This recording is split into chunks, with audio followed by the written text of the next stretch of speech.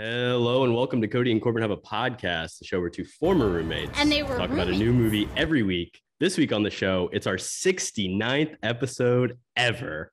And to celebrate, we're talking about none other than Paul Blart, Mall Cop. Meet Paul Blart. Sorry about the test, Dad. I'm gonna get him next year. I am. Here we go. Pie. It just fills the cracks of the heart. Go away, pain. He's always been dedicated Paul Blart, Mall Cop. to protecting We got a high roller. the West Orange Pavilion Mall. I'm afraid I'm gonna have to issue a citation. Can you validate this? Sir, I'm warning you, sir. Sir, you're a nasty old man. As always, I'm the Korbin of Kody and Korbin Have a Podcast. And joining me is my co-host, Cody Webb. Cody, how are we doing today? Doing great, man. Another just electric intro from you, excuse me. And yeah, I mean, just excited, man. The 69th episode, you figured we'd do something special based off our rating scale. But I think it's going to be a fun one. And we got a great guest and a great movie. So I'm excited. Yeah, very excited to welcome this special guest, the man who chose to talk about Paul Blart, a fellow Boilermaker, as Cody and I both are, and a filmmaker and an actor in my short film, even maybe just a short cameo, but a great performance. We're going to welcome to the show, Ben Smith. Ben, how are you doing, man? I'm great, and that makes me even more excited that this is the 69th episode and we're doing Paul Blart. I think it just puts everything together for me on it. It really is perfect. And, Ben reached out to me a couple of weeks ago and said, I want to come on the pod and I want to talk about Paul Blart. And I said, okay, we'll get you, but we got to wait for the 69th. So here we are finally, after a couple months, honestly, we got you on. I was searching to see if you had, because I work at the Purdue golf course and I was mowing and I was getting tired of listening to music every day. So I started looking at your podcast and I was trying to find Paul Blart and I asked you, and that's how it just came together that way. It's it might be my favorite comedy movie, at least. It's up there with Hoobie Halloween. Now those are both questionable. Well, I mean, I guess we've kind of already buried a little bit, but Ben, tell us why did you want to talk about Paul Blart? Why? Well, there's those movies that you watch when you're a kid and you forget about them almost. And Grown Ups was the one that I didn't really forget about. And I kept with it, that and The Blind Side. But then all of a sudden I started seeing Paul Blart again. And I was like, yeah, I remember buying this at Best Buy on Blu-ray. So I found it. I dug through a few boxes and found it and started watching it again a few years ago, a few times. And it's Kevin James's best film. He didn't have anything else. And just to take, they did do the Seth Rogen parody where they had the controversy that year about him coming out with the same type of film. Yeah, Observe and Report. Yeah, but I think that's more of the stoners version of what Paul Blart is. Paul Blart is the Happy Madison family production that might not have a lot of critiques as in like a film standard compared to like a drama or such. But I think Adam Sandler creates these comedies that just help people be entertained and they just forget about something for even if it's just 90 minutes. But some people only have 90 minutes to get away from it. And it's a family film, but there's so many underlyings that go through it to where, it can be enjoyed. It's like a cartoon, but for adults almost. I'm a big American Dad guy, and the comedy that they use in that, I see a little bit of it, just the satire of Paul Blart, because you'd never think. And he's not, you see the mall cop and you think, oh, well, he's just like a stoner, like he lives with his mom or something. But like Paul Blart does live with his mom, but he's also like 35. This is his true passion. And just that, the sardonic quality in that just fucking gets me going. Like it just doesn't make any. Who thought of that? Yeah, I love that. And go ahead and we'll throw it into our initial thoughts. Good morning, Vietnam! You mentioned kind of like growing up with this movie, and it's one you kind of forgot about. I echo that sentiment as well. And when I was going to watch this movie, I was struck with this memory from my childhood of in my elementary school. They used to do these like movie nights where they would, on a Friday night or something, bring the kids in, they'd order Papa John pizza. You could get one or two slices and you like sit on the floor in our cafeteria and they just project a movie on the wall. And honestly, like maybe that's some of where my like early love for movies kind of came from. But I like remember only a few movies. They did it all the time, but I only remember a couple movies, and I'm pretty positive that Paul Blart was one of them. I think I was thinking, and I think Tron, the new Tron movie in like 2013 maybe was also in there, and then some horse movie. those are the three I remember seeing. But Kody, I'd love to throw it over to you to in rewatching this movie, kind of what did you think of it initially? Funny enough, the first time I saw it as well, I was a kid as well, and I think I don't know what store it was. It's either like Family Video or something similar. And the whole family went there because it was movie night. We were picking a movie, and I really wanted to pick Paul Blart. I can't even talk right now. Paul Blart Mall Cop. I really wanted to watch that one, so that's what we went with. And then right when it ended, I was like, okay, like that was okay. Like I was a kid, whatever.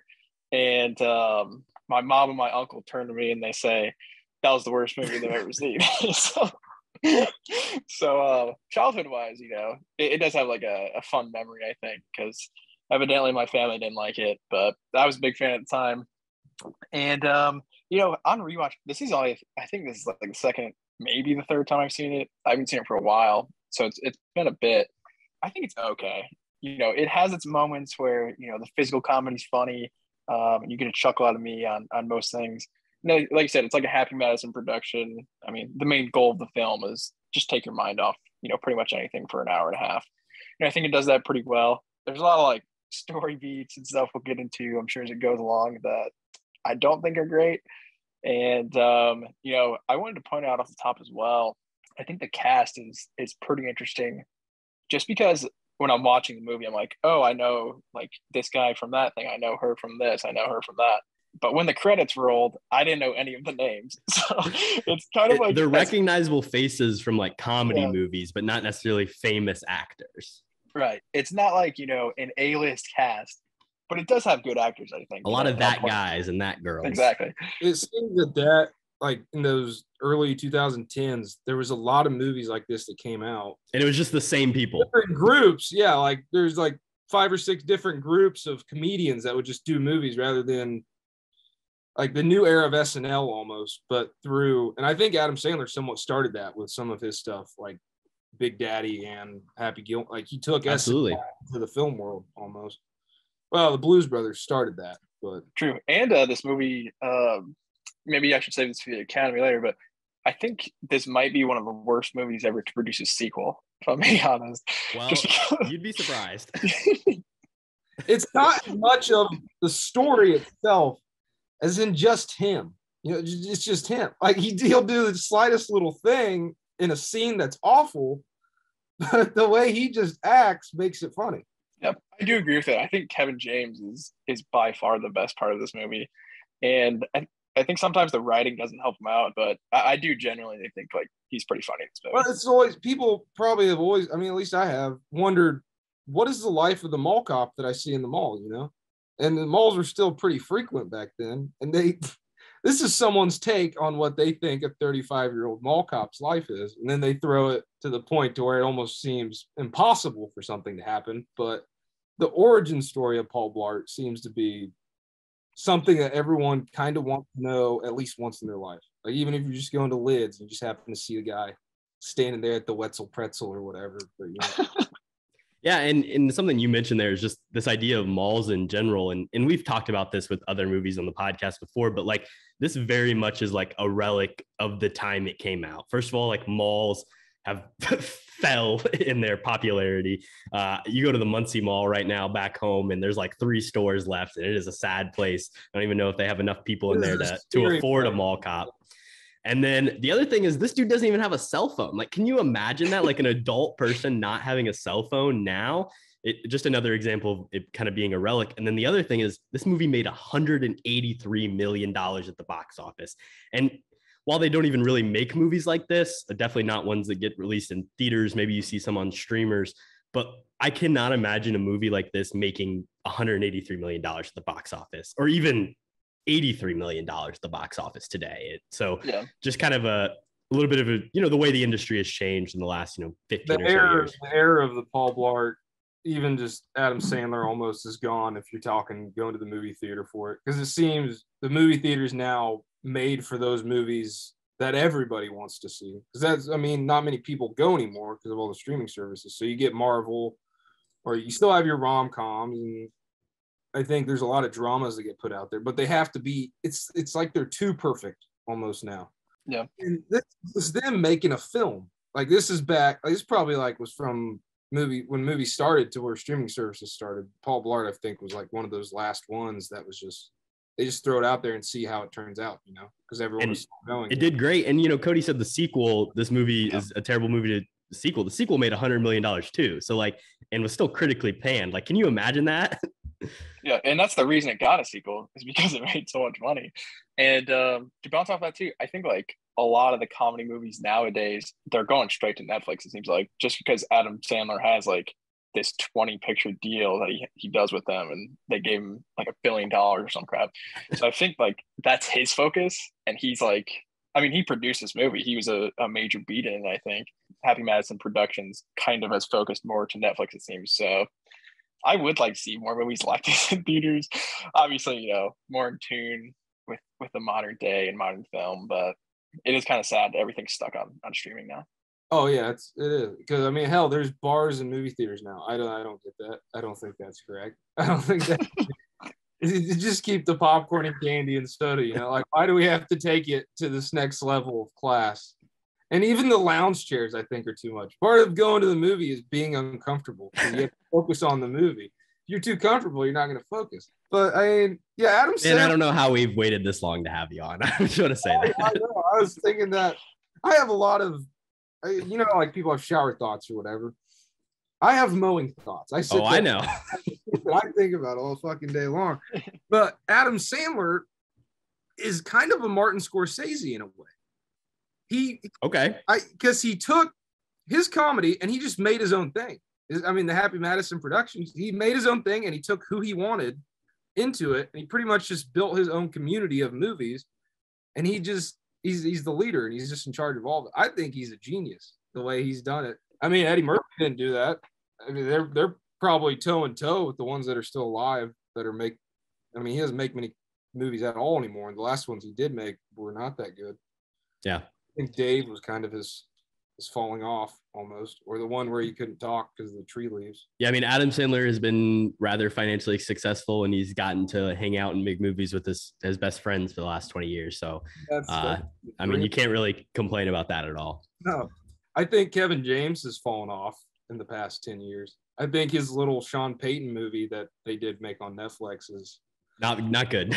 A comedian. He is not a drama actor. He should just stay in one realm. Yeah, that was to talk about that movie for a second. That strange thing to make even a movie about, just Sean Payton as a person and kind of the subject matter of that. But even beyond that, just not a great movie. It was better.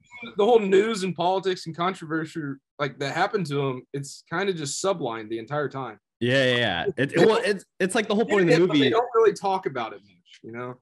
For those listening that don't know, it's following his like suspension from the NFL. Like, he is not allowed to be a coach for a whole year, so he goes and coaches little kids. But like, the fact that he's kind of suspended is like you said, mostly brushed over and definitely not really. Yeah, if you like came into it 30 minutes in, you wouldn't even know that he was suspended. You just see this dad trying to get his son's love back, you know.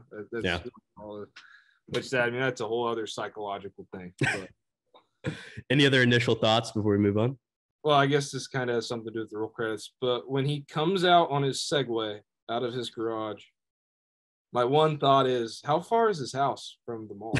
Like, it's got to be close. There's no way it's more than like 5 miles. That'd be impossible. Maybe they didn't consider, but it's something that gets people thinking. I'm not sure about the street legality of a Segway as well. Like, you know, for a guy who wants to be a cop so bad, I don't think he'd be driving a Segway on the street. You have to put a license plate on it while it's on the street and then take it off once it gets into the mall. Needs a turn signal. There's a lot of questions. Go with them every day. Like, yeah, you know. Well, you can do the hands for the turn signal. We used to do that on the farm. It was some of the most redneck shit I've done. Yeah. All right, let's move on to roll credits. Roll credits. Kody, I want to hear from you first. What do you think? Paul Blart, Mall Cop, good title? Yeah, and that was the main thing I wanted to hit on was the title itself. In the past, we've done similar movies where the title is just like the main character's name. Napoleon Dynamite, even like Ferris Bueller's Day Off. That's close enough. I think it's lazy. I don't really like it. I think for this, it does work a little bit more just because of the colon, and then it gives you more of a description. Paul Blart, Mall Cop.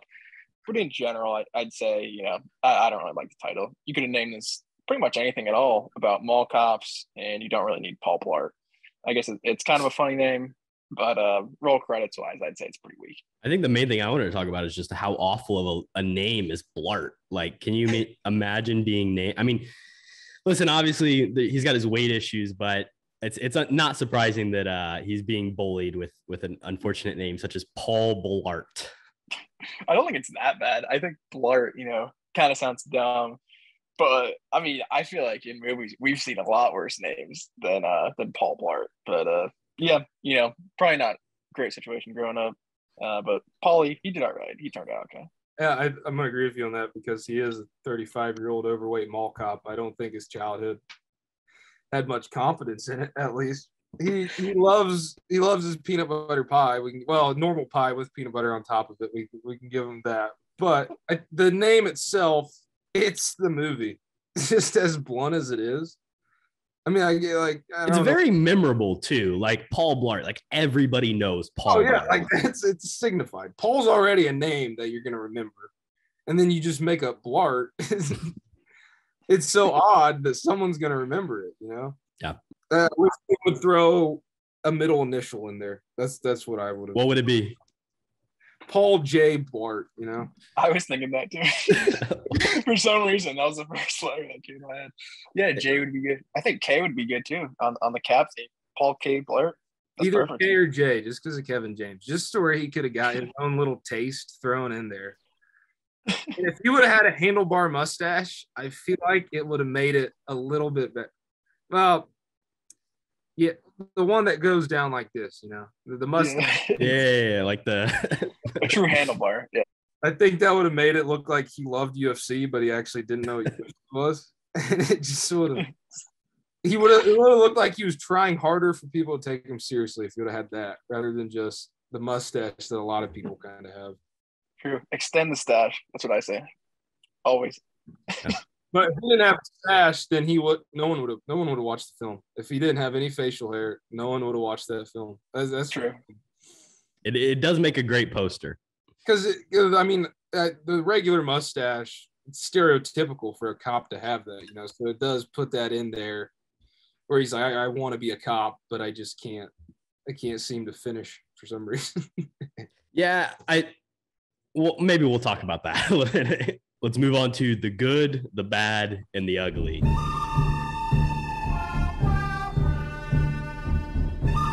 All right, let's start with the good stuff. I'll get us started.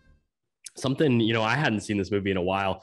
And while there definitely is a lot of like humors about him being fat and a lot of fat jokes, I was actually surprised that there wasn't more. Like in my memory, I expected there to be just like fat jokes nonstop. And I was kind of pleasantly surprised that it is there, but it's relatively subdued.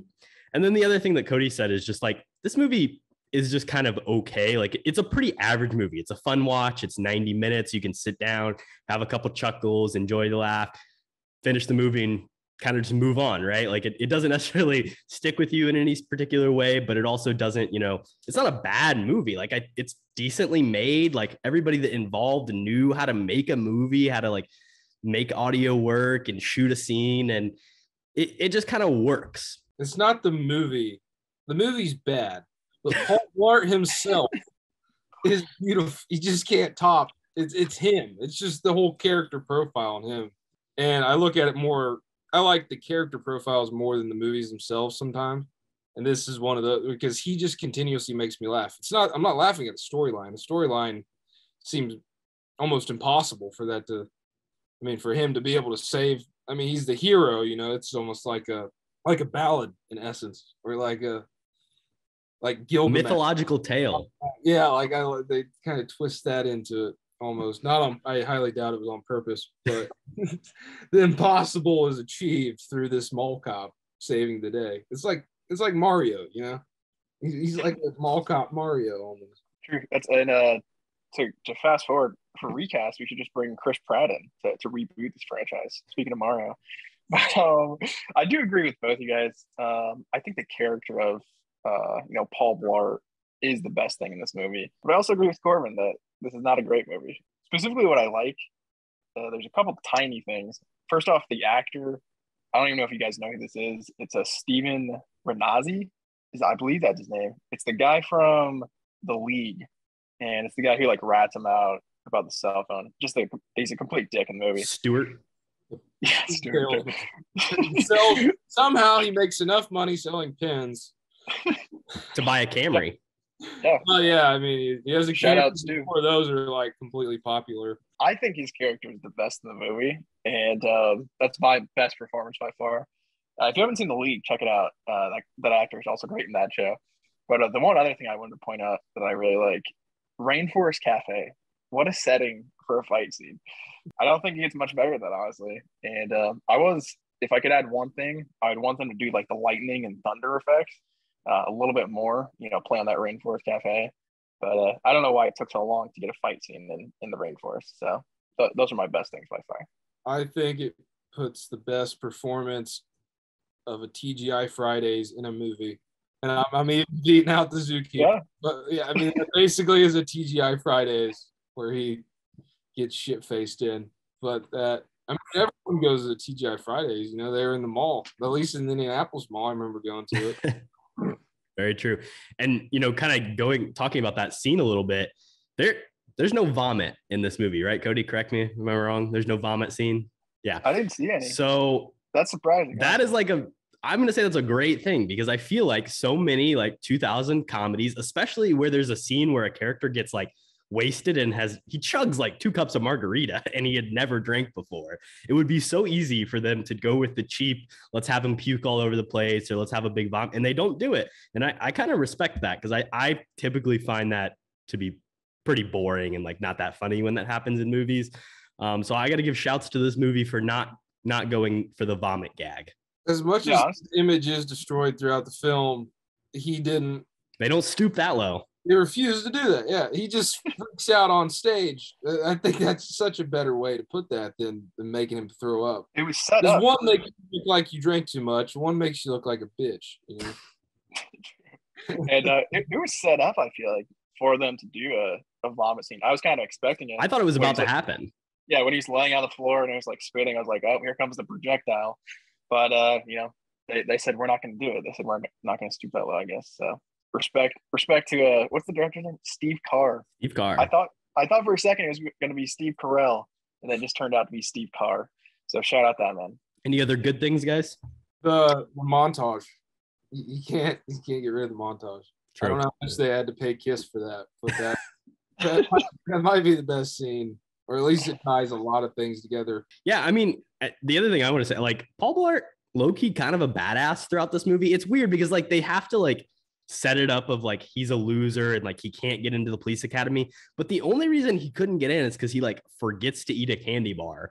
Like, he's doing flips off of a rope swing. He's climbing walls. I mean, he proves it again at the end of the movie. Like, he's kind of he's a beast. It's like a parody of Die Hard. Well, yeah, absolutely. Yeah, it 100% is. And that's kind of, I guess, let's move on to the bad. I guess the one thing I would say, it is very clearly like a parody of Die Hard. It's one man fights, a group of terrorists. And we see that when in the air vent and it fails for him while being in the air vent. Set during the holidays, this is Thanksgiving, but similar idea. Cody, do you have any other bad things you want to talk about? Yeah, I have a couple big ones. The first one I think is really funny, and I'm not sure why they made this choice. Maybe you guys can help me out. But the bad guys, for some reason, they just all do parkour. I don't and skateboard. Yeah, and they have skateboards and bikes too. So it's just like the most hip, millennials I've ever seen try and rob a mall. And I think the director, Derek Carr, maybe has a certain feeling about these types of individuals. You just said Derek Carr. Oh, whatever his name is. You throwing some footballs? Steve Carr, whatever. Steve Carr. Shout out Stevie. But yeah, why do you guys think they all know parkour? I'm very confused by this. The villains are the worst part of the movie. Absolutely. Even Bobby Cavanaugh, who plays the the SWAT team leader. He A Shyamalan. I don't like him. I don't like it. He tries to be a comedian, but he's just that guy that everybody remembers. Like everybody knows a guy like that that's just a huge douchebag, and you just can't get along with him. Like he's just not a good person. That he's involved in it makes sense. Like how was that never settled? But I think that was the era though too for like a loser villain to kind of be seen. It was that punk rock type of thing, I guess. I don't really know what it would be seen as now, but I think they should have included wheelies at least. Or Heelys. Yeah, they should have thrown some Heelys on him. That would have really tied things together. I think they should have advertised Heelys at that point. Like, why not? Just get a nice close-up B-roll of a Heely going across the ground.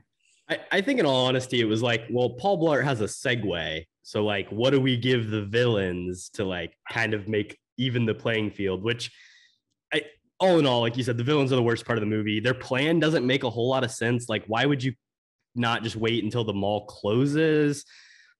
Like they wait like right as the mall is closing and then they kick everybody out and get hostages. But like you have a guy on the inside who could get you in. So that doesn't make a lot of sense. And then I think it's a interesting twist. I don't really know if it like lays the groundwork for the twist to happen. Like it kind of just happens and you're like, what? That's weird. But you know, they got to throw a twist in there, like Kody said, Shyamalan-esque, right? Not to mention their names are named after reindeer, and it's Thanksgiving, or it's it has a little Black Friday. Yeah, so we'll give it. Yeah, shout out I believe Bobby Cannavale. Is that his name? Yeah, he's in Ant-Man and the Wasp, or just Ant-Man too, I guess, which is what I know from. But yeah, no, that twist was my second big thing I did want to talk about.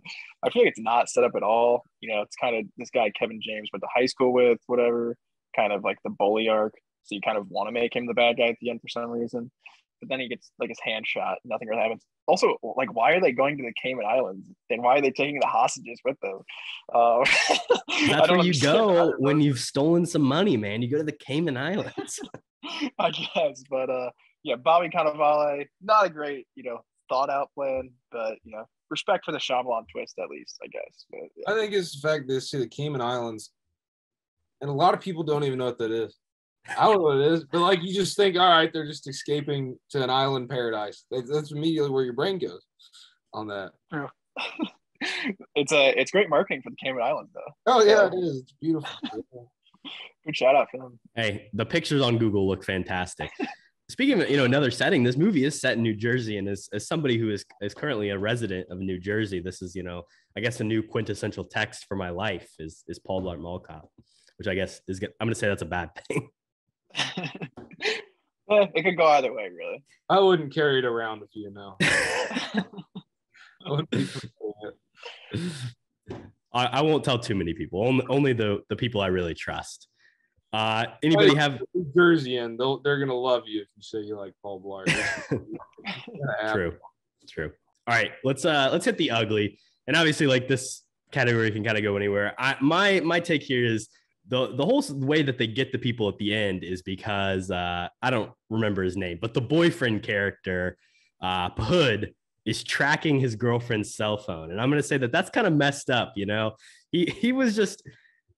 He had constant tracking of his girlfriend's cell phone. I don't even think she knew about it. I think she's completely unsuspecting. And for that to be kind of the thing that saves your movie, I get why they set it up because they need a solution at the end. But maybe don't do that. A little stalkerish. What do you guys think? It's undiscussed. Like no one even notices it. It's just that's okay. That's how we. It's like, oh, cool, yeah. That's how we figure out the solution to our problem. Like it's all right that Bahood's just out here madly in love with this girl. I would say more obsessed at this point. But also the ugly for me is the sadness of Paul Blart. His whole life has been a shit show. And then all of a sudden it was like destiny finally called to him. There's a painting somewhere in some church or cave that just spoke out that this was going to happen to Mr. Paul Blart. But it's just everyone has given him shit his entire life. And that's kind of the part that I think's sad. And even they set it up for that. Like it's like a Charlie Chaplin style to where you just make fun of the fat guy who has no respect the entire time. And then finally he finds a way to win it over with everybody. Yeah. So it's like nobody has respect for this guy until he saves everybody's life. And then he's like, I've been a good guy this entire time, and everyone's just pushed me off. And then when I do the right thing, because it's the right thing to do, then you're like, oh yeah, he's a good guy. Like, oh, I'm sorry I didn't pay attention to you before, just because you're overweight. Like that's the bottom line. Yeah. But I thought that was great the way they did it. It was almost with that being said, I guess that's less of an ugly, but. Well, and something that I really like is at the end of the movie, he gets offered the chance to be, a cop or whatever, and live out his dream, and he turns him down. And I think that's a good move at the end of this film. Cody's shaking his head. Was to do what he wanted. I mean, like he finally realized, oh, maybe I'm the mall cop. Yeah, Cody, you got a problem with that? Yeah, I disagree with that decision. I'll get to that a little bit later on, but shout out Paulie. I think everybody else kind of projected this ugliness on him, like you guys were saying, but he kind of did it to himself too. And I kind of just wanted to shout out the 2 tattoos that he got super quick. I don't know which one's uglier. We're about to vote on it, but I'd say the Loch Ness monster one is pretty bad. The eagle or whatever it was, it looked like it had a little bit more work put in. Oh man, that Loch Ness monster tattoo, just bad. The tagline's great though. I don't drink. That's it. That's all I say. Yeah, that's a good line. And then the other ugly I did want to shout out, I think the treatment of the female lead was not the best. And let me look up her name as well. It's Jama Hayes, I believe. Mm-hmm. I know her from other stuff. I don't know what it is. She's been in a bunch of crap, maybe Smurfs too. I don't know. She's just kind of like, again, she's just one of those people that kind of appears in a lot of stuff. And it's just kind of like around. She's a very memorable voice, memorable face. So yeah. But she's in Glee. She was in Glee for a while. But sure. I never saw that. Yeah. No. But the thing is in this movie. She's also in The League, Cody. Oh, she's in The League. That's probably what I know her from. Yeah, that is what I know. Good League crossover here with Paul Blart. Probably not great for The League. But anyway, in this movie, I think she's kind of given nothing to do. And her lines are minimal. Kind of tough because I do like this actress. I think I like seeing her maybe interact more. Maybe not with Paul, but with other people would be interesting. And we kind of just don't really see that. So it's kind of a bummer. But I think it's kind of just, like we were saying before, a movie of its time, maybe mid-2000s. They're not going to care too much about, that side of things. And they just want to focus more on, physical comedy and all that good stuff. I think it gives, maybe people don't see it this way, but I think it gives so much hope. Like, talk about the impossible thing, but like really the whole entire movie seems somewhat impossible. That like he would get the girl, but also the girl sells wigs. It ties in what a mall is. It might be the best mall movie other than Stranger Things. Incorporate a mall, but it's a good point. Maybe it'll come up in awards later. Let's move on to our weird movie details trivia. Right. Naked grandma. Naked, huh? I'll kick us off. And this week, I just wanted to test your guys' knowledge of, some in-depth details. So the first question is, what 2 games does Paul play in the arcade while, the bad guys are taking over the mall? And I'm not giving any options because it's not that hard. It's the hurdles. Yeah, I mean, I don't know the name of it, but it's him running, which I've never seen a game. He's yelling foul every time he doesn't jump over him. And then, I mean, of course, I don't know if it's Rock Band or Guitar Hero, but it's one of the 2. Yeah, that's correct. I did look it up. I believe it's Rock Band. So good trivia there. A couple of decent games. I did try and look up more of the hurdles. I couldn't even. I had to go on the YouTube to look up the clip of it. It's not a real game, obviously, and it's never been in any arcade, I don't believe. So looks like a fun game though. Not for Kevin James, but yeah, a couple good games there. Ben, you got a question for us? I have one. All right, let's hear it. What type of hot sauce was Paul Blart given by Leon, the hot sauce salesman? Also, shout out Leon real quick. Underrated character, I think. Gets a lot of laughs out of me. But he definitely won the nacho contest. Oh, easy. Not even close. But I have no idea. Corbin, do you have any thoughts on this? I mean, maybe I'll throw out some habanero would be my guess. It's a very Adam Sandler title for. Okay. I gotta admit, I didn't look at it. So what's the title? Devil's Crotch. Oh yes, Devil's Crotch, of course. Shakes it up and then he.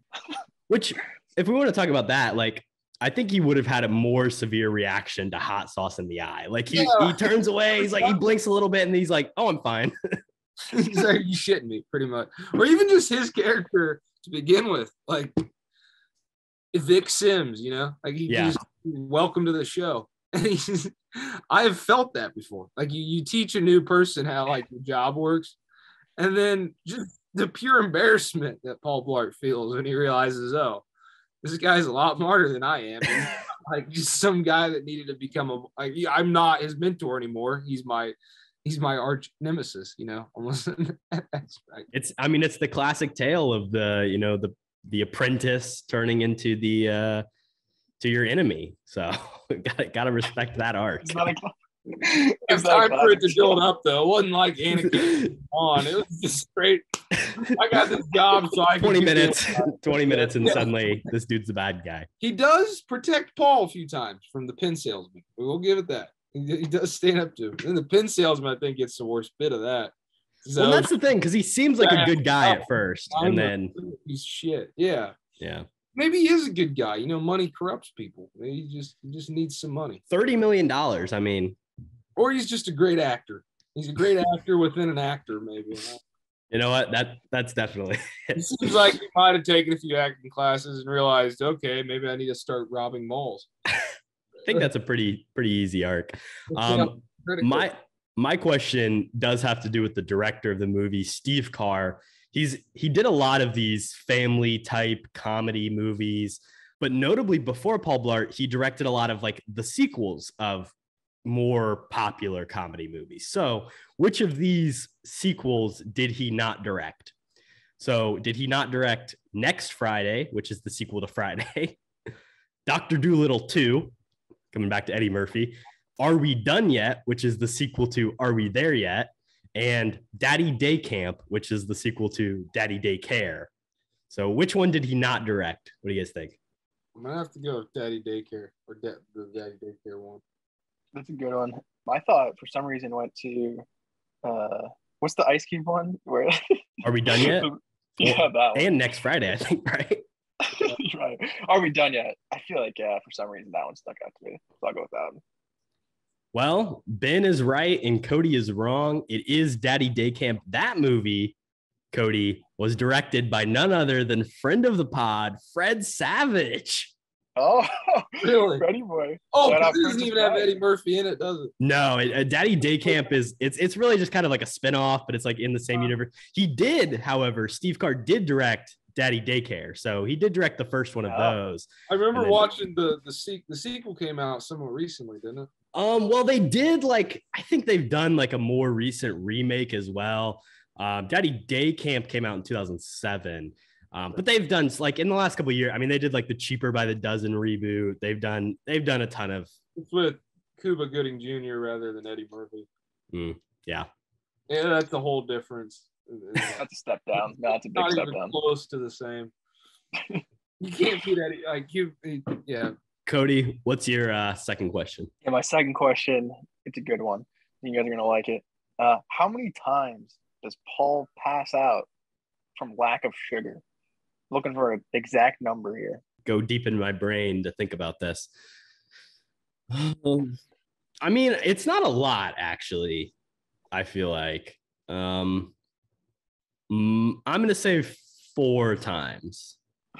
What do you think, Ben? Ben, what are we thinking? Guess 3, but I'm feeling more like it's 5. Oh wow! I'll give you both guesses because they're both wrong. So it actually turns out to be 2. So basically at the beginning, obviously, and then the training end montage, and then the radio as well, where he has to eat the popsicle on the ground. So that's 2. And then at the end, he does fall down, but it's actually just a fake out, so it doesn't count. Oh yeah, damn. Yeah. So it was a trick question. So Ben, you were pretty much right with 3 because he did fall down a 3rd time, but technically, the answer is 2. So. Yeah, I guess I was just thinking because they talk about it a lot. Like it keeps getting brought up. It's like, oh, this is going to obviously be important in the climax of the movie. He's going to pass out, and he does. Of course. And honestly, it's kind of like good awareness for, it's not diabetes, but it's something similar. Hypoglycemia. Yeah, hypoglycemia. So shout out everyone who's got hypoglycemia. If you're listening, give us a little message saying, respect and everything. But shout out everyone with hypoglycemia. All right, we're going to take a quick commercial break, and we'll be right back. Let's move on to Welcome to the Academy. There's a mistake. Moonlight, you guys won Best Picture. Moonlight won. The category where we give real and fake awards to this movie. Ben, I'll throw it over to you first. What award do you want to give Paul Blart Mall Cop? Best Mall Cop movie. And then I have another one. Best representation of a TGI Fridays style restaurant in a film. Maybe even a third. Best movie that talks about a mall. This is the best small movie of all time. Best mall movie? Best mall movie. There are some. I'm picking it. I think it's up there. I think there are some decent mall movies. Mallrats is a good one. The great Stan Lee cameo. But yeah, I do agree with most of those. I mean, Dawn of the Dead. True. That's actually a very good one. I didn't think about that. But best mall cop movie, I mean, it's definitely better than the sequel. So I'll give it that. It is better than Observe and Report as well. So yeah. So that's an easy dub there, I'd say. Observe and Report, I don't even think it's close. No, I like Seth Rogen. That movie's not very good. No, that was kind of when he wasn't making many good films. Like Knocked Up, not the greatest film. Yeah, I mean, ebbs and flows, right? Everybody has their moments. I want to say this is the best movie featuring a Segway, and I want to ask you guys: do you think this movie started the Segway craze, or do you think it was a result of the Segway craze? Because maybe it's a chicken or the egg situation, but I'm curious what your guys' thoughts on your memories of the late 2000s. Whenever something new comes out, everyone wants to ooh and awe at it, and what people are already thinking when they saw it in the malls. Once you put it in the movie, then they're like, oh, wow, I know what that is. And then you could just even laugh just because he's driving a Segway. When he tries to pull over the guy in the wheelchair. If it had lights on it, it would have made it even better. And maybe like he had a little microphone or he had a little radio and he could talk to him. But that is a great bit. I love that bit where he's like just pulling over a guy in the mall. Could have made the Segway better. That's funny. To go back to Corbin's question, I hope that this movie didn't start a Segway craze, but maybe it did. I know it started it for me. I saw a video of a chimpanzee riding a Segway. Possibly Korbin can edit in that video now. But yeah, I'm not too sure. It's probably the chicken and the egg, like you said. Chimpanzee riding on a Segway. Chimpanzee riding on a Segway. Chimpanzee riding on a Segway. Bam, bam, bam, bam, bam, bam. Chimpanzee riding on a Segway. Chimpanzee riding on a Segway. Chimpanzee riding on a Segway. Bam, bam, bam, bam, bam. He's got a helmet on. Hey, that'll be an exclusive for our video watchers. Audio listeners, you're missing out on the chimp riding a Segway right now. Oh, it's good. I can find the video for you pretty easy too. But I do have a couple of awards. We've kind of hit on most of them already.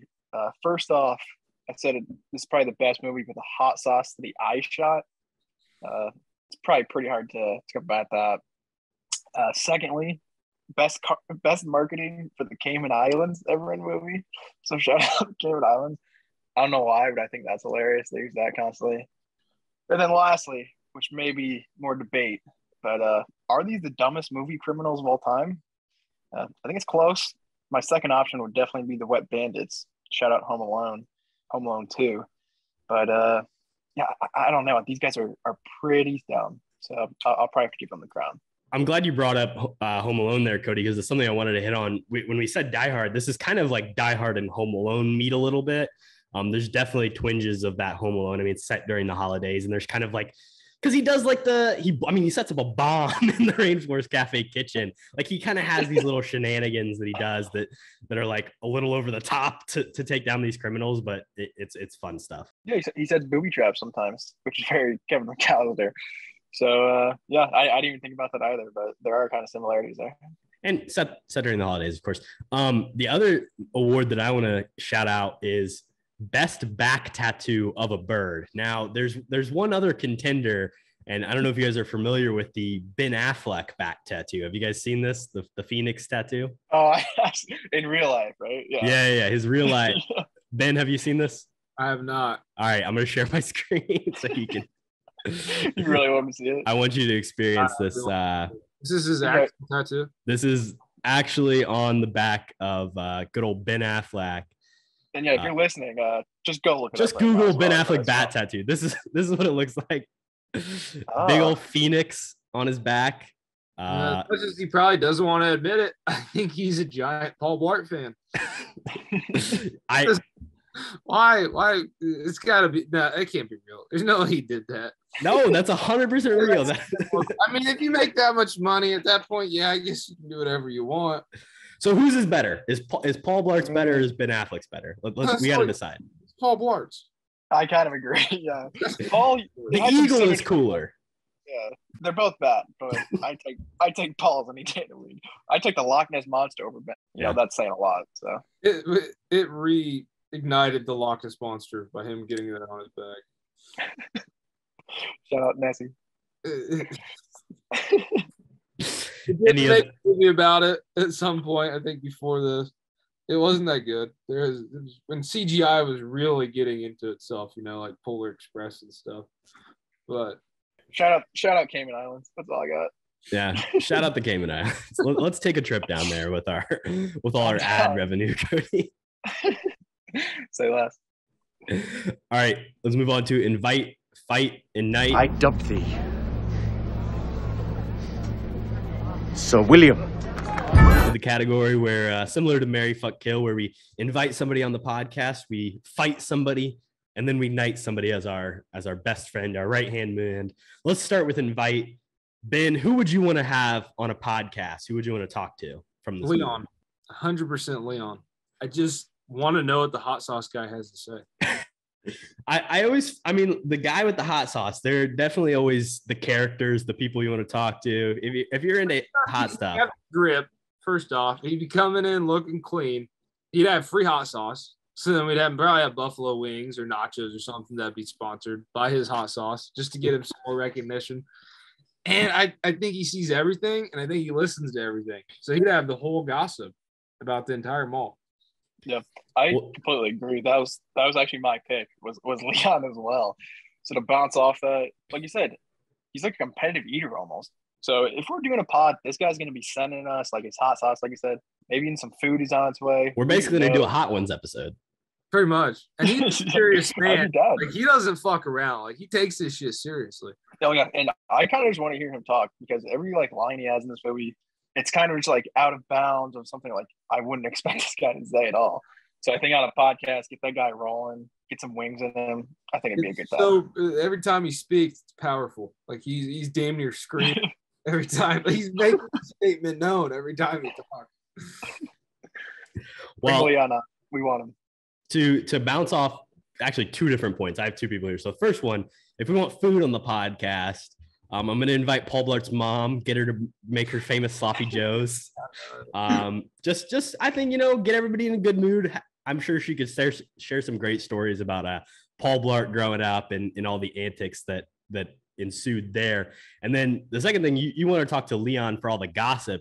And I want to talk to his daughter, but I want to talk to the actress who plays his daughter, Rainy Rodriguez, because notably she's a former Disney Channel star. I want to get all the the Disney Channel gossip. I want to hear what was going on in Austin and Alley behind the scenes at Disney Channel, who was doing coke in the bathroom.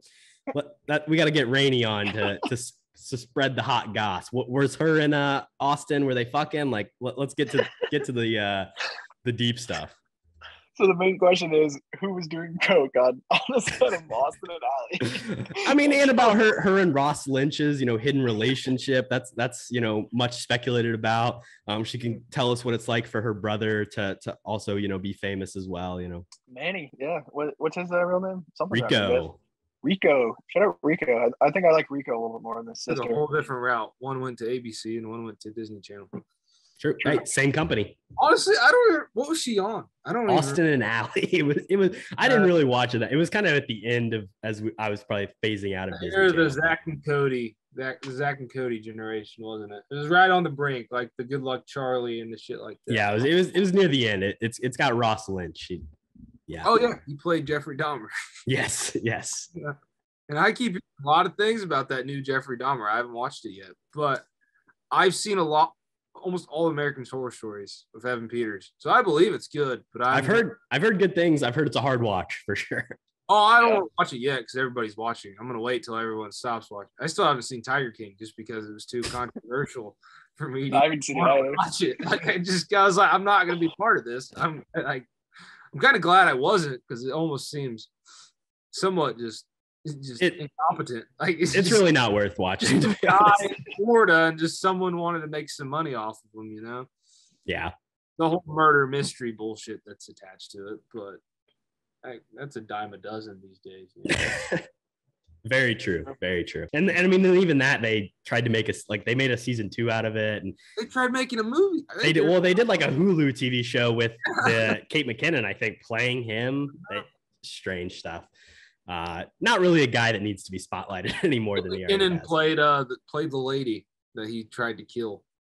Because Carol Baskin.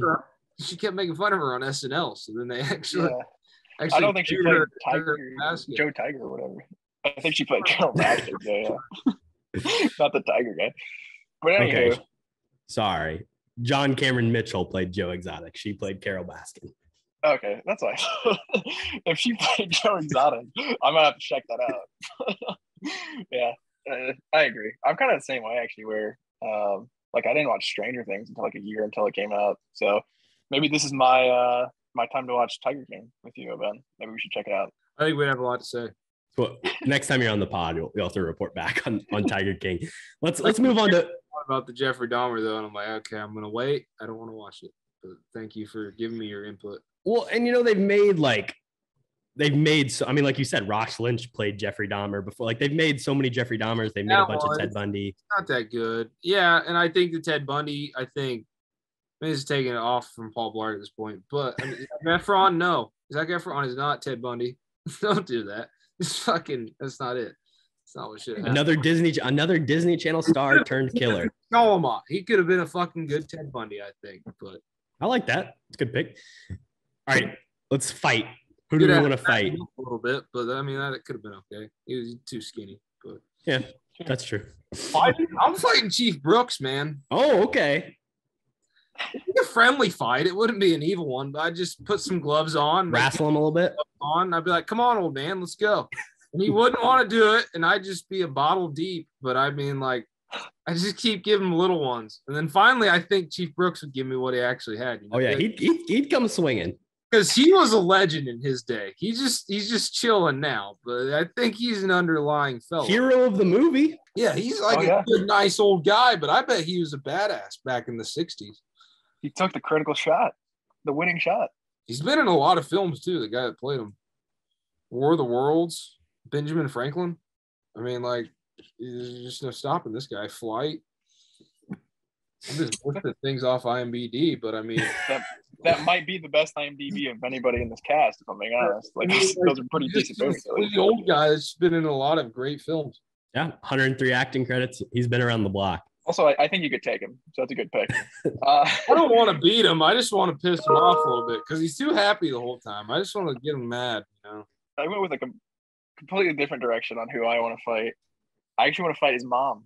I thought about that. Who, for the record, I think I could also take.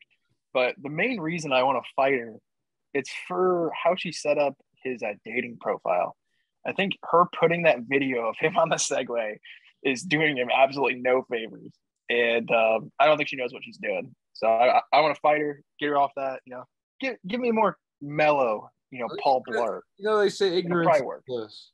And I think his mother lives in ignorance that Paul Blart is. When he get a participation ribbon, that was on the fridge. I'll tell you that. Well, you know, Kody, this might say more about me than anything, but Mina and I were watching this movie together, and she said, "Hey, if I saw a video of a dude doing 6 Segway tricks like that, I'd definitely be swiping right." So I don't know, Kody. It might be what the ladies want, or it might just be what my girlfriend wants. Looks like I'm getting you a Segway for Christmas, Corbin. You have to put an investment plan on that. That's a pretty penny. You're on layaway, huh? Cody's a good friend. He'd do that for me. I miss the Kmart layaway. It just doesn't exist anymore. I can tell you that. Rip. Yeah, I know. Who are you fighting, Corbin?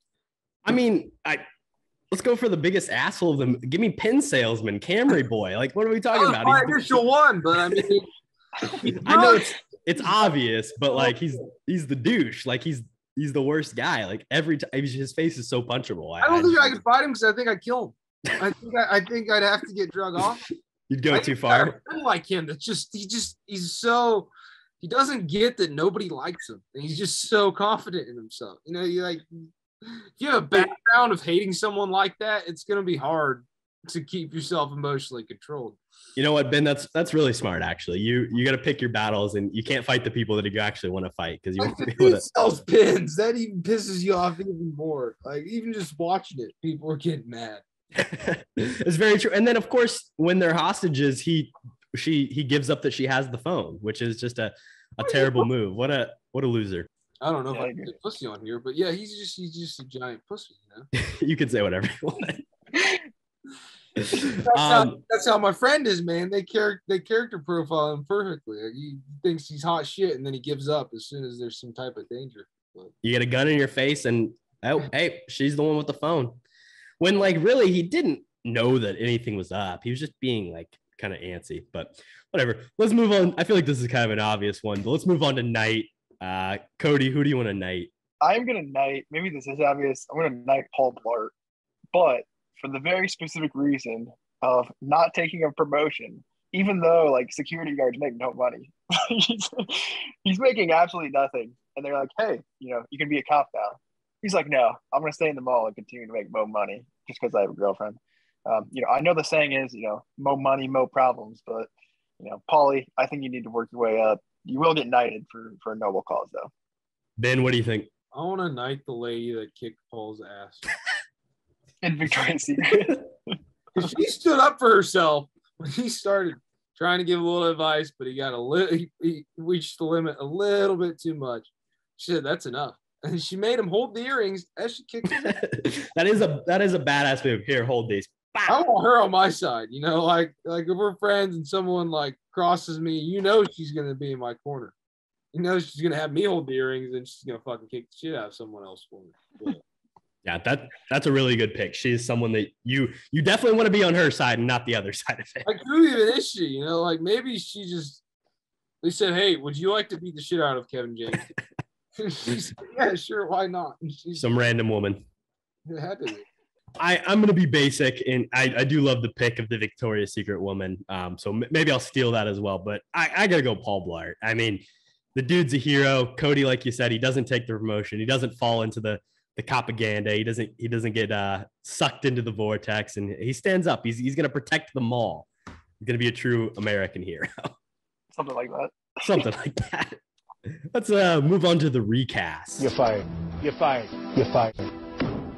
You're fired. Ben, why don't you get us started? Who do you want to replace in this movie? VJ, the phone salesman. It would have been better if it was Morgan Freeman.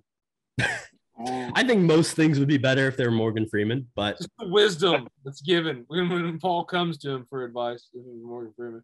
And instead of Kevin James's actual stepbrother or brother Gary Valentine, pick Ted Nugent to sing. You know, with T just hanging out. But the best one, if Ben Foster would have played the bad guy instead of X Sims. You know, Ben Foster, controversial guy, hell or high water. Just this fucking. Let me see what else he's in. I couldn't think of who that was. He's really good. Britain Yuma. Motherfucker, but he's a great actor. He's in The Survivor. I don't know. Leave No Trace. He plays that dick really well too. So I think it's a villain that'd be good. Yeah. I think if he would have been the bad guy, it would have made more money. Yeah, those are all great picks. I 100% back Morgan Freeman. Put him in Kevin James' role. Honestly, I'd be fine with it. If Adam Sandler was friends with Morgan Freeman, it might have been in one of them. You know? How amazing would life be if Adam Sandler was friends with Morgan Freeman? But maybe one day we'll get there. And speaking of Garden of Eden, if that happened, I don't think I'm true. Fair. And speaking of Adam Sandler, I wanted to replace Beck, the villain. And for his replacement, I wanted the specific villain, Shooter McGavin from Happy Gilmore. I don't know if you guys are familiar with Christopher McDonald, I believe his name is. Maybe that's not right. No, it's Christopher something. But anyway. Evan McPherson? Christopher McDonald. Christopher McDonald. Yeah, right. Evan McPherson. Shout out Bengals. But Shooter McGavin in Happy Gilmore, I think, is the best Adam Sandler, villain of all time. So kind of just translating that directly to this movie, so I think that's its biggest weakness. I think that helped with that a lot. I wish he was a cameo more in some of these Happy Madison productions because he hasn't been in anything. Maybe he just wants to be Shooter McGavin forever. But I feel like he could appear in some things as Shooter McGavin. Yeah, honestly, like just translate that character into every Adam Sandler character. Even Chubbs showed up. Chubbs showed up in Little Nicky. Like he was in it, True. And then my other one, I did want to just play around with taking Kevin James out. And I wanted to move eras as well and move this back a couple decades. So I actually wanted Sylvester Stallone to take over this role. Maybe a little bit less comedy if this was produced like around the Stallone era, and more of just like a shoot 'em up, mall movie, which is kind of something I'd want. So just Die Hard, but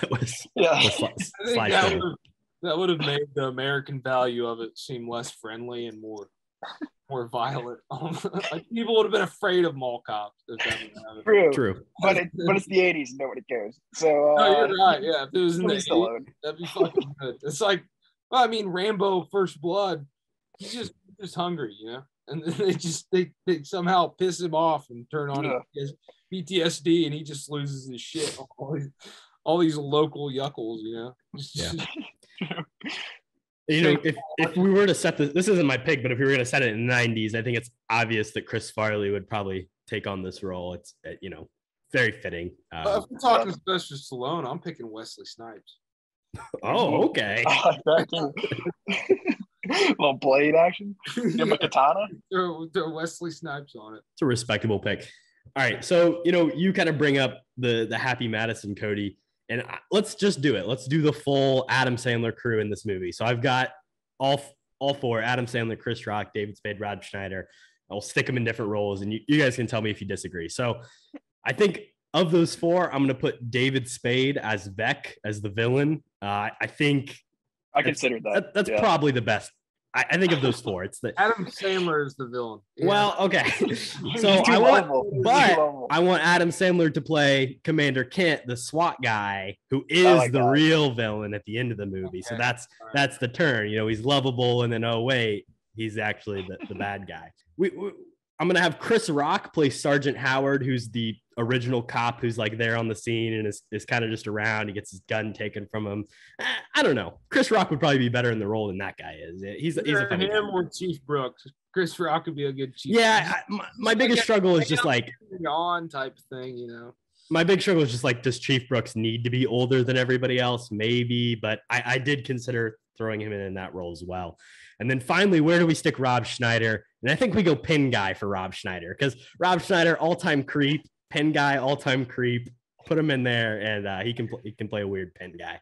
That's a good cast. Or even I think he gets his own character. I don't even think you recast him. I think you make a character for Rob Schneider at this point. Just playing himself, just being a weirdo. Like a combination of him being the food delivery guy. He can just be another hostage. He's just a new guy. He takes the place of VJ, but he doesn't sell phones. He sells like euros. Like he's just, or like All About Corn. And he only sells corn on the cob with different toppings. Just something real Rob Schneider, out of the box, out of the pocket. But I like that. I love that. Yeah, I like that a lot. This movie's just writing itself. We should just rewrite a script for this movie. Paul Blart 3. I got Happy Madison for you at some point. I'm not gonna say it on here. I don't want someone to take it, but true. Working at a golf course, I feel like I fueled the new Caddyshack almost in some way. Ooh, that'd be sick. I'd watch that. It's fucked up. Just gotta start writing it. Well, as we've come to the end of our Paul Blart conversation, it's time to rate the movie. You're gonna look at me and you're gonna tell me that I'm wrong? Am I wrong? And of course, it's our 69th episode, and we're rating the movie on a scale of 1 to 69.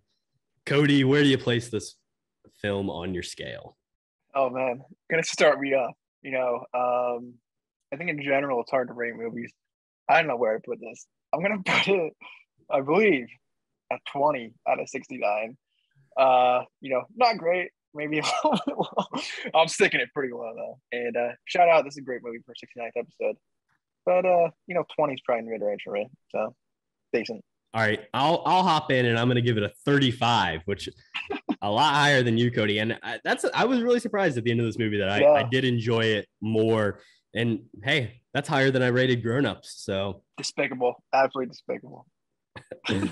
Ben, what do you want to give this movie out of 69? If I have to be a grown up, I'm gonna give it a 33 for Larry Bird. But if I want to be a child, I'm giving it 69. Hey, there we go. I respect it. We'll add the asterisk next to it for both. Any final thoughts on Paul Blart Mall Cop, guys? I'd say great flick overall. Honestly, just a great pick from Ben, and I appreciate you coming on. But it's funny enough, like I did enjoy it more than I thought it would. So shout out, Paul. It's one of those movies that if I want to be doing something while I'm watching it, I can just turn it on at any time. And if like I want to, like, I don't know, eat something I like and then want to watch something I like, it's one that I can turn on. It's just, it provides comfort and entertainment. And that's not necessarily what you always want out of a film, but that's how I look at it. It's one that I can always feel familiar with. And a lot of Adam Sandler and Will Ferrell movies do that for me. So, like, everyone has TV all the time on, but like, if I don't want to watch it, I just want it on and like maybe look at it every now and then, like listening to music.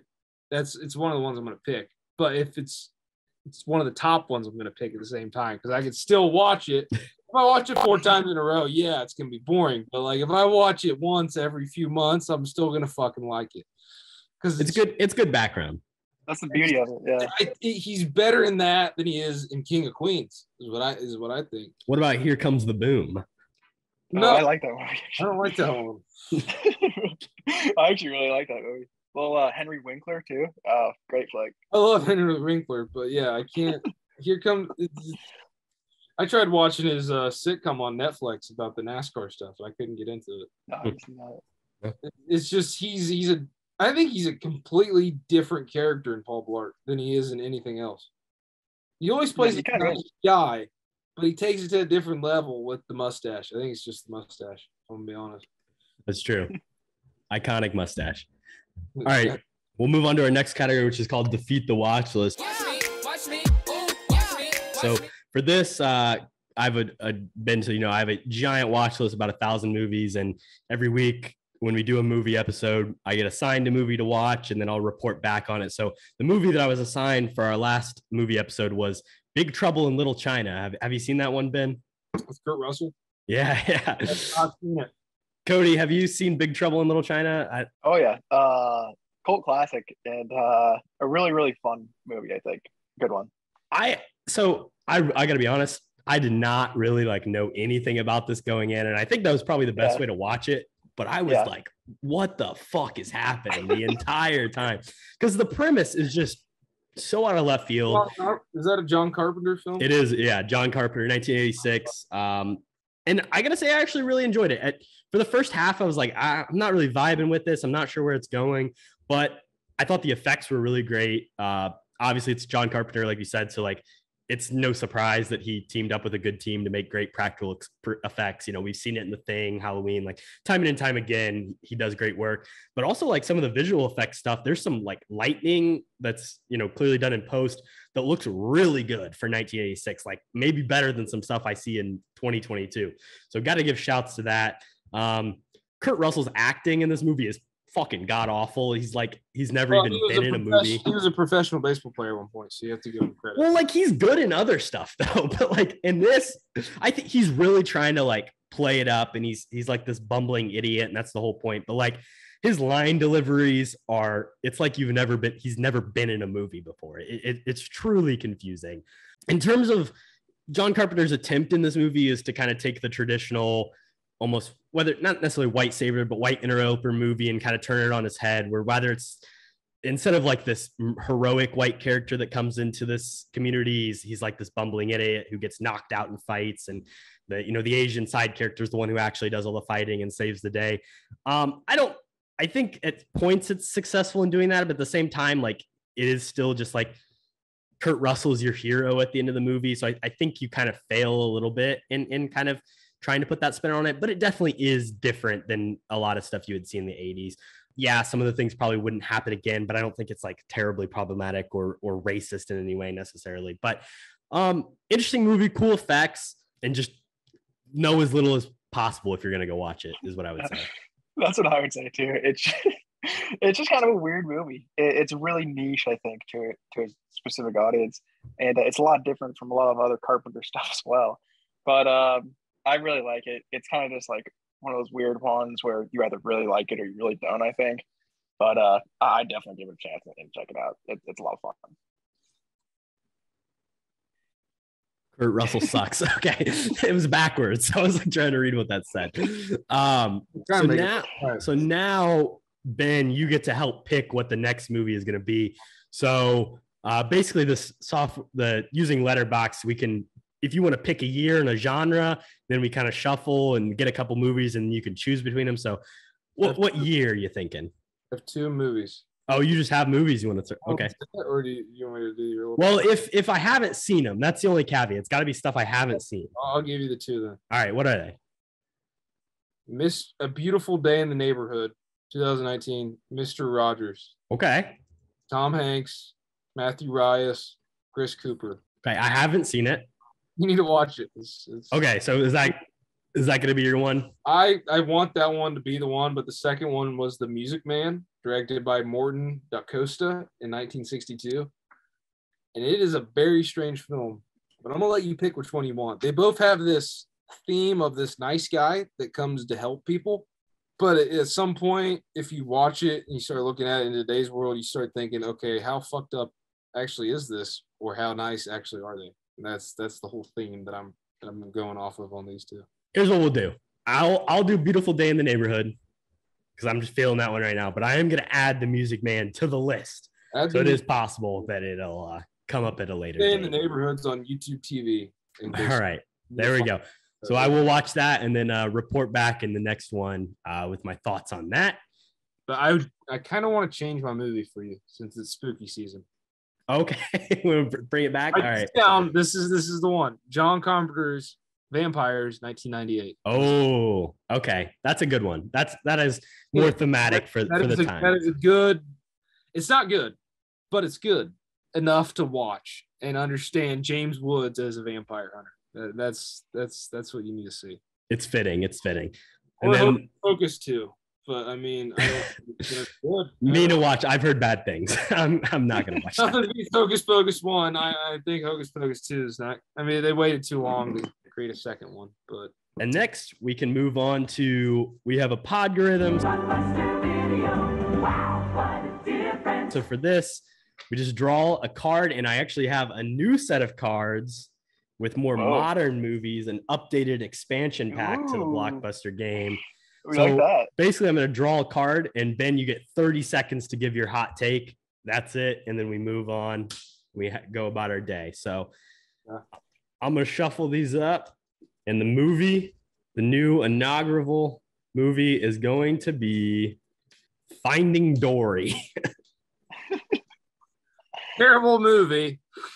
We'll let you go first, Ben. 30 seconds on the clock. Finding Dory. Movie not close to Finding Nemo. Dory just has a problem. And I don't know if I remember seeing Bruce in it. That's all I have. I like Bruce. I like seeing Bruce. I don't remember if he's in it or not. If I don't remember, then I guess he didn't have a noticeable opinion in the film. And I watched half of it the way through, and I liked the whale. That's all I have. Nice. All right, Kody. I don't believe Bruce is in it. He wasn't my pick for best or movie fighting character. Whatever. Go vote for Bruce. But this movie, I don't know. I think Pixar and sequels, it doesn't go very well. And I did watch the movie a while ago. I don't remember most of it. I know the ending is like a car chase, and they're all like aquatic animals, so it doesn't make too much sense. But I think there's like an octopus, and he's cool or whatever. So I'll give it a pass just because it's Pixar, but I'm not a big fan. All right. Well, let's see. The thing I want to say, I can't say on the pod, so just say it. Well, I'll just cut it out. But okay, say I think I've only seen this movie one time. Team Bruce, shout out Team Bruce. No, I mean Ellen fish are friends, not food. Ellen DeGeneres, not not a great person from what I hear. So kind of rude to the people that work around her. So Dory, we don't like you. And I was never a fan of Dory. Mid character. Yeah, Ellen's canceled, so Dory must be canceled too, actually. So that is true. All right. And then finally, our last category is recommendations. I drink your milkshake. I drink it up. What have we been into? What do you want to tell the people about? Ben, what do you got for us? What do you want to recommend? I have one. No, I have two. Vikings. If you already watched it, just watch it again. It's beautiful. Just Vikings. Is that where can people watch that? It is on Peacock. On Peacock. Okay. Nice. Actually, funny enough, I actually just got Peacock. I've been watching that 70s show from Peacock, but and I just finished a couple TV shows, so I was looking for something to watch. So maybe I'll check that out. But I was watching The Middle too, but The Middle is like from Indiana. Holy shit, they encapsulate Indiana just throughout that entire show, and they throw in a lot of controversial things without even making attention to it. No, I do like that show as well. Tyler Dillard's Angel Band, his music video, there's a lot of that controversial stuff in it, but he doesn't make it noticeable. He's just everyone's everyone, and he just enjoys it. But the last one I have is American Dad, and I'll always promote that over Family Guy, and that's all I have. I respect the conviction. Thank you. Kody, what do you got for the people? Yeah, not too much this week. The big one that I have still been binging is The Mandalorian. I believe I'm pretty close to the season 1 finale, but it's been okay so far. I've enjoyed it for what it is. But yeah, not too much really. Like I said, that 70s show, it's a classic. I finally finished Seinfeld, and I actually just skipped over the finale because I didn't really want to watch it. It's really bad. But yeah. I just want to try to soup Nazi soup. I want to see if it was really worth getting kicked out for a year or not. It was definitely worth it. The crab bisque. I mean, George just minestrone. No bread. Come back 1 year. Like it's no bread. No soup for you. Great episode. And I might just watch Seinfeld again if I'm being honest, because I'm kind of bored. That's all my recs for. What do you got, Rick? A couple movies I did check out. First one is Bros. Oh God, why can't I think? Billy Eichner, the new Billy Eichner film. Also, the guy who directed it did Superbad, various other comedies over the last couple of years. Pretty good. I don't think Nicholas Stoller is his name, the director. I honestly don't think I've laughed that much at like a new release that's come out. So like shout out to that for just like an actual funny movie coming out in theaters. I know we kind of talked about it here that they don't make comedies as much anymore. We do see some rom-coms, but obviously this is different, being like a gay relationship. I did think it was funny. Billy Eichner is pretty good in it. I think the first half I was kind of like, what is he doing? Is he like, his acting is not, but then he figures things out.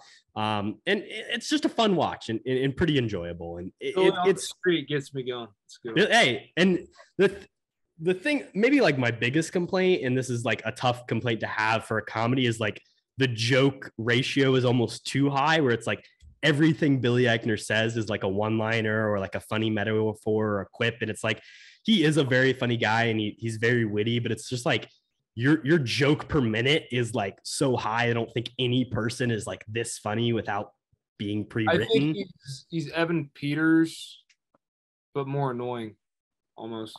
Interesting. A little bit funnier, but I don't think he's that funny. I think he's more annoying than he is funny, and that creates.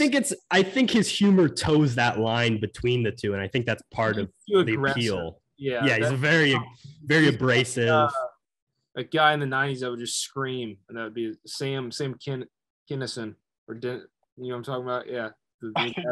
Well, I think that's his name. He just started yelling and screaming, and that was his comedy routine. The other thing that I did see in theaters was Amsterdam, and I regret to inform you guys, it's bad. It's not a good movie. I've heard really bad things about it too. Yeah, that's it's got a lot of it's got an amazing cast, maybe one of the best casts like assembled in the last like 20 years. 2009 Miami Heat, right? Or yeah, exactly. I mean, exactly. Except time. I think the failure is they don't have Pat Riley at the helm to kind of direct things. I think David O. Russell fails a little bit. No, not Pat Riley. I know. Yeah, Pat Riley was the coach. Oh, it was Eric Spoelstra. You're talking in 2009 Miami Heat with Shaquille O'Neal and Dwayne. There you go. He was the director of basketball operations or whatever. I mean, I think we've lost that generation. Baseball guy, not a basketball guy. That's my excuse. But no, you're 100% right. Like, it's got all these great pieces. It's got a director who has been Oscar nominated many times. It's got a good cinematographer, but it just like doesn't fit together. Was very Taylor Swift. So. Yeah, it's got Taylor Swift. It's a movie that was very clearly chopped together and pieced together in the edit room. There's a lot of ADR, a lot of like newspaper headlines that'll pop up to explain. Like, it's just something wasn't working, and they had to like, oh, we're gonna pivot. And I'm gonna have to see it. I'm gonna have to see what the movie is really about is kind of like doesn't pop up into the last hour. And I thought it was like Knives Out, but well, that's the thing. If it's two things like that. If it was just a movie about a murder mystery, then it would be better. And if it was just a movie about the other thing that I don't want to spoil, it would be better. But they like try and balance between the two things. And just to say, like, it's very clearly like a movie. It's like Patrick Mahomes as a quarterback is just too much. You know, you either throw it or you run it. I mean, you can't have both. And then people start getting mad. Yeah, I get what you're saying. Yeah, sure. And I mean, like, at the end of it, like, the message of the movie, like, it's clearly dealing with it was made in, you know, the last few years of Donald Trump, and it's got this like fascism is bad idea, and like that's kind of like the general plot of it, but it's very half-baked, and it's not like it because it's set like right leading up to the events of World War II, I'll say, and it deals with a lot of things that were happening across the world. They talk about how Germany's in debt, and it's just well, no, that's again, not to like spoil too much of the movie, it like doesn't even address like those real reasons of why the actual history is like, it doesn't go enough. If it had focused more on that kind of stuff, I think it'd be more mentioned. It's subsurface, like a Marvel film almost. It's very half-baked, flash and glamour almost. It's very akin to a movie I've talked about earlier that I saw, Don't Worry Darling, the Harry Styles Florence Pugh one. It's like it's got this big idea of like, oh, feminism, but it's like an archaic view of like what, like, it's not even what modern feminism is. And it's makeup on is what you're saying. Yeah, exactly. And it's just like, it's almost like you're thinking the audience is stupid. Like, have some deeper thought. Half the time the audience is, but true. I think I remember learning that movies were going to change the world, and I think we've gotten to the point to where they've it's starting to filter out. I'm not going to say too much on your podcast, but. Well, fair enough, Ben. It's variety now, man. That's what I'm getting at. But I hear you. Ben, it's been a pleasure to have you on. Thank you so much. This has been a great episode, and this will not be the last time. We'll have you back again. I'd love to come back. I hope I can come back. We'll see what else we got in it. Maybe we'll make it a horror film next time. I could do one of those. I like it. Thank you, listeners. It's been a pleasure, and we'll see you in the next one. Stay captain. Peace. What you just said is one of the most insanely idiotic things I have ever heard. At no point in your rambling, incoherent response were you even close to anything that could be considered a rational thought. Everyone in this room is now dumber for having listened to it. I award you no points, and may God have mercy on your soul.